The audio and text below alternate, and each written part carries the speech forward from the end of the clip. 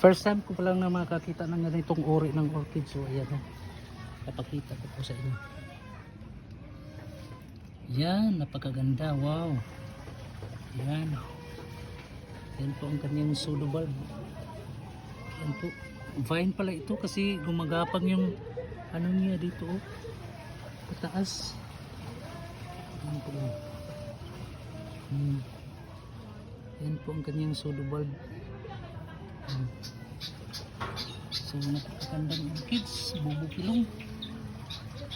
Bubukilong orchids. Napakaganda.